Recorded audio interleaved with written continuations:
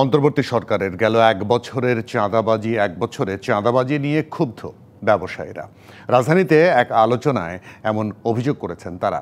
এজন্য সরকারের ভুল নীতিকে দুষছেন ব্যবসায়ী নেতারা। এ সময় সামগ্রিক স্থিতিশীলতার স্বার্থে অর্থনীতিকে রাজনীতির বাইরে রাখার আহ্বান জানিয়েছেন বক্তারা। বার্তাকক্ষ থেকে যুক্ত হচ্ছেন সহকর্মী মেহেরুন মনি, আপনাকে স্বাগত। আপনি অনেকদিন ধরে আসলে বাণিজ্য বিটেই কাজ করেন, সে জায়গাটায় এই ব্যবসায়ীরা কিন্তু গত এক বছর ধরে, আজকে না, সিপিডির আয়োজন বলে শুধু না, সারা বছর ধরে বলছে যে তাদের দিকে খুব বেশি দৃষ্টি দেওয়া হচ্ছে না, তাদের ব্যাপারে কোনো পরিকল্পনা নাই, তাদেরকে বাঁচিয়ে রাখার কোনো পরিকল্পনা নাই। ভাই, এত কিছু সংস্কার করছে এই সরকার, ব্যবসা ছাড়া কি দেশ চলবে? আপনি ঠিকই বলেছেন যে সরকার শুরু থেকেই অর্থনৈতিক যে সংস্কার সেই দিকে মনোযোগ দেয়নি।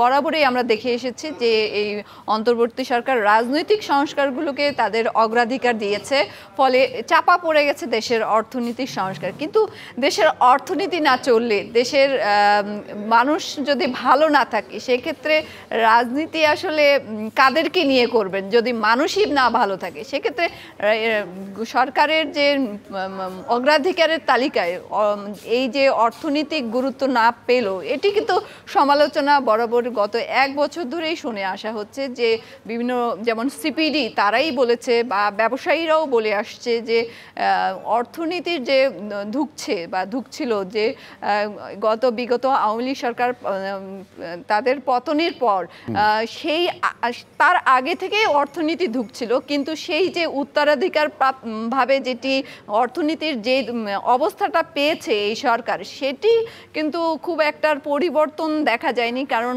আমরা যদি বিনিয়োগের দিকে তাকাই, আজকেও ব্যবসায়ীরা এই সিপিডির আলোচনায় হতাশা প্রকাশ করে বলেছেন যে দেশি, কিংবা সিপিডি নিজেও বলেছে এই প্রতিষ্ঠানটি যে দেশি বিনিয়োগ, বিদেশি কোনো বিনিয়োগই আসলে আসছে না, খরা কাটছে না। এক্ষেত্রে কাউন্টার একটি উত্তর দিয়েছেন গভর্নর। তিনি বলছেন যে তার দাবি যে দেশের অর্থনৈতিক ব্যাংকিং খাতে বিভিন্ন ধরনের সংস্কারের কারণে দেশের অর্থনীতিতে কিছুটা স্থিতিশীলতা আসলো, রাজনৈতিক স্থিতিশীলতা আসেনি। ফলে এই পরিস্থিতিতে যে আপনি বিনিয়োগ বাড়বে এমন প্রত্যাশা করাটা আসলে অবাস্তব। এই জন্য উনি বরাবরই রাজনৈতিক স্থিতিশীলতার উপরেই গুরুত্ব দিয়েছেন। ঠিক আছে, অবশ্যই রাজনৈতিক স্থিতিশীলতা লাগবে, কিন্তু ধরেন এই যে ট্যাগিং, যে স্বৈরাচারের দোসর করে ট্যাগিং করে যে একেবারে ঢালাওভাবে ব্যবসায়ীরা চোর, ব্যবসায়ীরা সব লুটপাট করে নিয়ে গেছে, এই ব্যবসায়ীর সংখ্যা তো সরকারের জানার কথা, 1000, 2000 বা 5000। তাদেরকে ধরে একটা শাস্তির ব্যবস্থা করা হোক। আর বাকি যারা বিনিয়োগকারী আছে, বিদেশি বিনিয়োগ আসছে না, দেশের বিনিয়োগকারীরা বিনিয়োগ করছে না, এদিকটায় তো মনোযোগ দেওয়া উচিত ছিল। কি বলেন? হ্যাঁ, আপনি এই জায়গাটাতে কিন্তু সব তথ্যই কিন্তু সরকারের কাছে আছে, যে কে টাকা নিয়ে পালিয়েছে, কার কত টাকা কর ফাঁকি, এই সব তথ্যগুলো তো সরকারের হাতে আছে। এখন সরকার চাইলে যে কারোর বিরুদ্ধে ব্যবস্থা নিতে পারে, কিন্তু আমরা গত এক বছর ধরে এই অর্থনৈতিক ক্রাইম বা অপরাধের কারণে কাউকে এরকম কোনো শাস্তির আওতায় আনা হয়েছে এরকমটি দেখিনি। তবে রাজনৈতিক কারণে বড় বড় ব্যবসায়ী গোষ্ঠী তারা যেমন জেলে আছেন, পালিয়ে গেছেন, এই ধরনের ঘটনা আছে। কিন্তু যে অপরাধগুলো করেছে, অর্থনৈতিক যে অভিযোগগুলো এসেছে বিগত সময়ে, এগুলো তো শুধু আওয়ামী লীগের ব্যবসায়ীরা করেছে বা এই ধরনের ঘটনা তো না।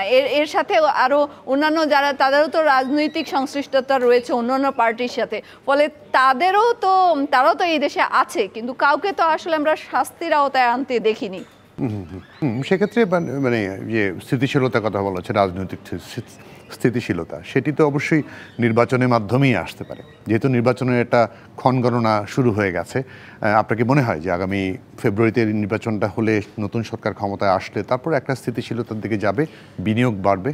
না, এরকমটি আসলে বলা খুবই মুশকিল যে একটি নির্বাচন আসলেই দেশে অর্থনীতি রাতারাতি বদলে যাবে, এমনটি আশা করা আসলে ঠিক না। কারণ যে কোনো জিনিস ঠিক হতেও তো কিছুটা সময় লাগে। আর নির্বাচন একটি হলে এক ধরনের মানুষ নিশ্চয়তা পায়, কারণ যেই নির্বাচিত সরকার আসবে সে একটা পলিসি নেবে দেশের অর্থনীতিকে এগিয়ে নেওয়ার জন্য, তারা একটি ফ্রেমওয়ার্ক বা কাঠামো কৌশল নেবে। সেক্ষেত্রে কর কাঠামোগুলো কেমন হবে, বিনিয়োগ কাঠামোগুলো কেমন হবে, সেটির একটি ধারাবাহিকতা থাকে, যেটি দেখে যে কোনো ব্যবসা প্রতিষ্ঠান বা বিনিয়োগকারীরা আসলে তারা সিদ্ধান্ত নেয় যে এখানে বিনিয়োগ করলে তাদের প্রফিট বা রিটার্ন কতটা আসবে।